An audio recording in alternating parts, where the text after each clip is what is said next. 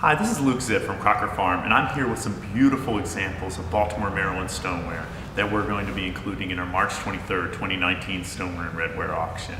Now, if you know me, you know I'm very passionate about American stoneware and redware, but really I have a special place in my heart for Baltimore's early stoneware potters and really redefining their influence within this whole canvas of American stoneware. I wrote my thesis in college, my undergraduate thesis as a history major at Johns Hopkins on Baltimore's stoneware potters. And since then, I have been lecturing, writing articles, and really recapturing the influence of that time and place in American stoneware. So there was a style that developed in Baltimore after the War of 1812 that really spread throughout the American South. And I want to talk about one aspect of that style today, and that's the slip trail technique of decorating American stoneware. So in Baltimore, after the start of the War of 1812, Henry Remy came. He brought his technical expertise in firing a kiln and really producing American stoneware.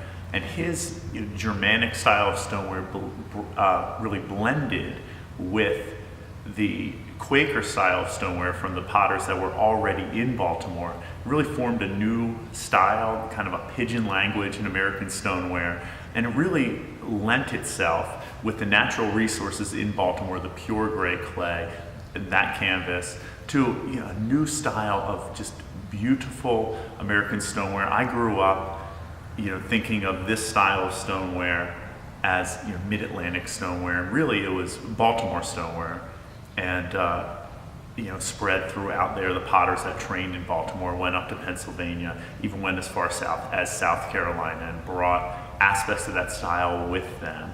But one of the aspects, and like I said, the natural resources in Baltimore, in my opinion, lent itself to some of the most beautiful stoneware ever produced in America.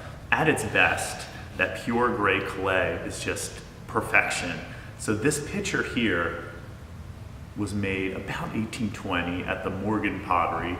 At that point, it was Morgan and Amos in Baltimore, and they advertised having access to really the purest vein of clay in the city, and really surviving examples made from this period bear that out. I mean, just this beautiful gray clay that when it interacts with the cobalt oxide slip just makes for a perfect example of American stoneware. Now, their favored technique was slip trailing. Technique for decorating was slip trailing, where they would put the cobalt oxide slip into a cup, a slip cup, and pour it out, much like decorating a cake. So it was fast moving, required a deft hand, but really enabled for raised decoration that had a finer appearance and more delicate look. And so this is the decoration, kind of a typical, it's not signed, but we know it was made at the Morgan Pottery. And look at this beautiful small pitcher, fits in the palm of my hand, that beautiful clay, typical Morgan decoration, horizontal, slip trail, delicate daisy heads. And they influenced the potters around them, so I wanted to talk about these two examples.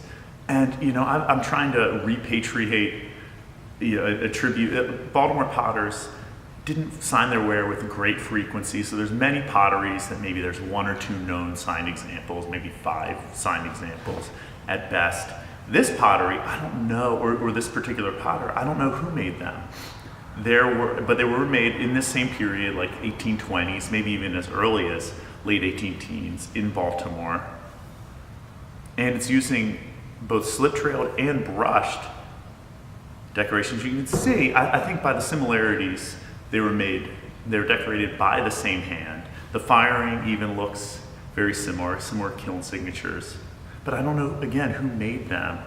But it's taking that Morgan style slip trailed decoration technique and kind of blending it with other decorating techniques and making it a vertical decoration that fills the whole front. And you can see it's just this free-flowing flower. I mean, really, you know, you can see an artistic eye.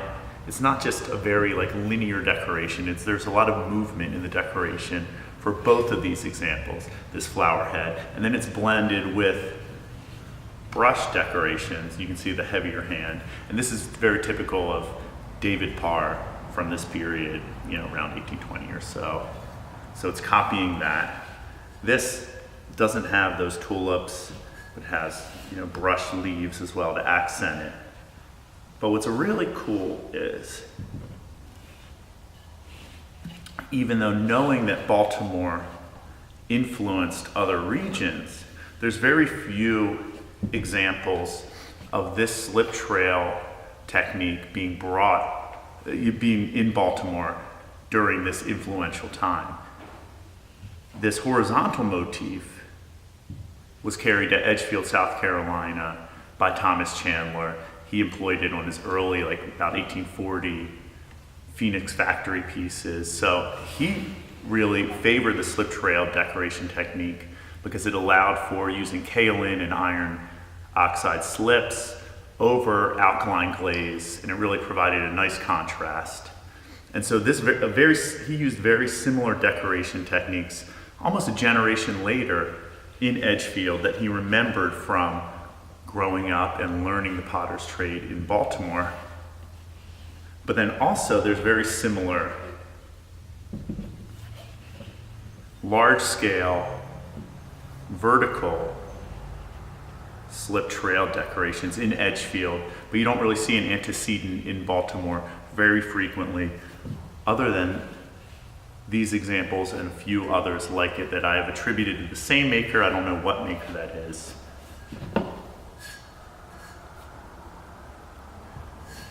But these decorations are very similar to like what collectors call Chandler's broken stem motif and other vertical large-scale decorations. It's also very similar to decorations that you see used at the BC Milburn shop in Alexandria, DC, now Virginia, around the same time, you know, in the 1840s.